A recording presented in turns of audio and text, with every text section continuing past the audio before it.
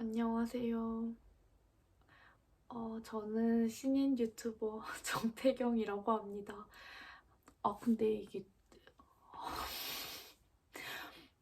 이게 굉장히 어색한 일이군요. 이렇게 아무도 없는 방에서 혼자서 이렇게 나를 보면서 이야기를 한다는 게 좀 굉장히 어색한 일 같아요. 제가 갑자기 유튜브를 시작하려고 한 마음은 제가 최근에 중고 바이크를 구입했기 때문인데요. 근데 제가 너무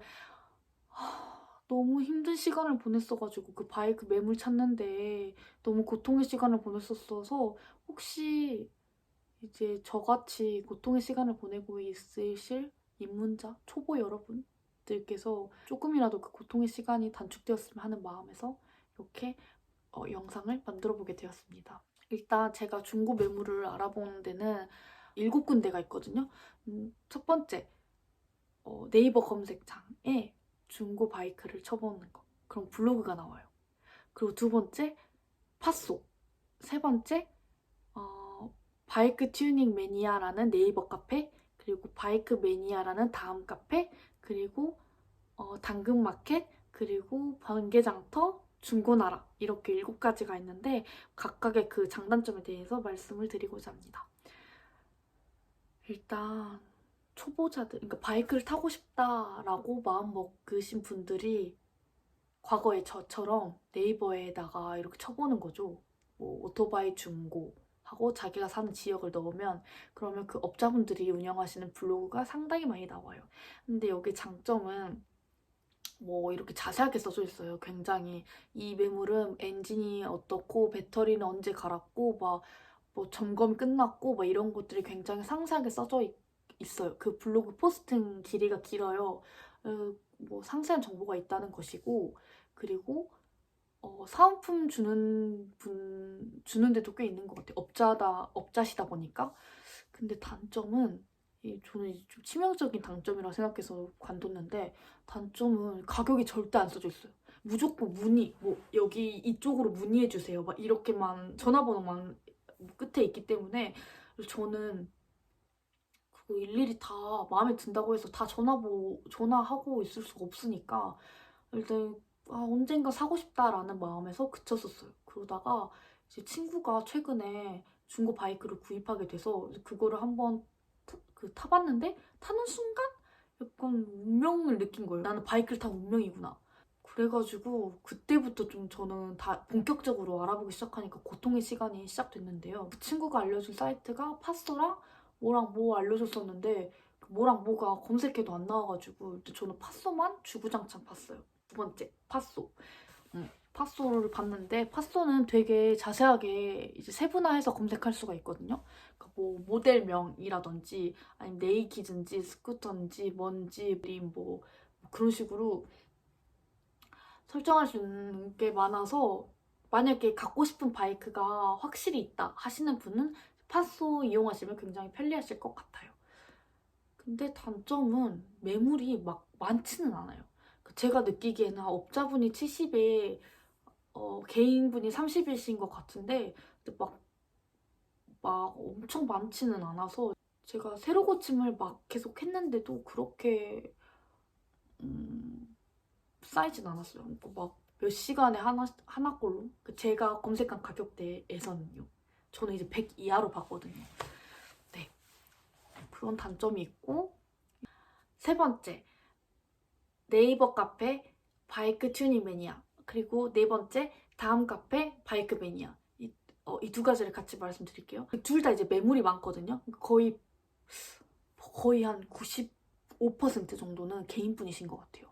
근데 단점은 이 두 커뮤니티의 공통적인 단점은 그 카테고리를 설정할 수가 없어요. 그래서 제 예산이 100만 원이라 치면 100만 원 이하 이렇게 설정이 안 되고 물론 이제 100이랑 그런 것도 설정이 안 돼서 만약에 125를 알아본다 하면은 그냥 검색창에 125 이렇게 치면 대충 나오잖아요. 뭐 가격도 약간 대충 이제 저는 100만 원 예산이어가지고 이제 70만 원, 75만 원 막 이런 5만 원 단위로 검색을 했었거든요.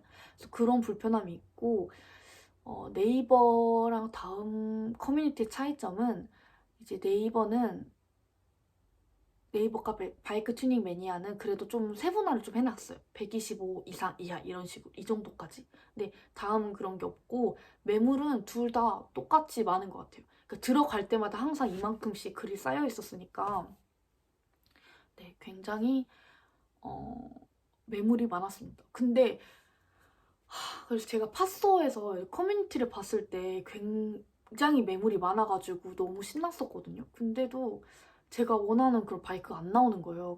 그래서 이제 앞만 봐도 보면 볼수록 이제 그 친구가 너무 바이크를 잘 산 것 같은 거예요. 그 울프 125 샀다는 친구가 바이크를 너무 잘 산 것 같아가지고 그 친구한테 물어봤어요. 너 어디서 샀냐고. 근데 걔가 번개장터에서 샀다는 거예요. 진짜 매물이 너무 많은 거예요. 이제 개인 업자 할 것 없이 너무너무 많고 너무너무 진짜 많았어요. 그리고 그 팟소까지는 아니지만 그래도 바이크 전문 어플도 아닌데 그렇게까지 카테고리가 세분화되어 있을 거라고 생각도 못 했거든요.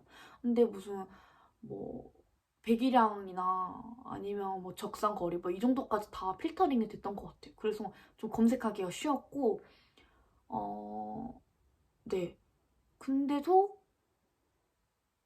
그 제 예산에 들어오는 그런 클래식 바이크가 없었어요. 그래가지고 저 진짜 찾아볼 때마다 그 친구 어떻게 이렇게 잘 샀는지 너무 부러워하면서 이제 봤거든요. 근데 그러다가 이제 번개장터 하니까 중고나라에도 있지 않을까 싶어가지고 중고나라를 찾아봤어요. 근데 어떤 분이 75만 원에 올리신 게 있는 거예요.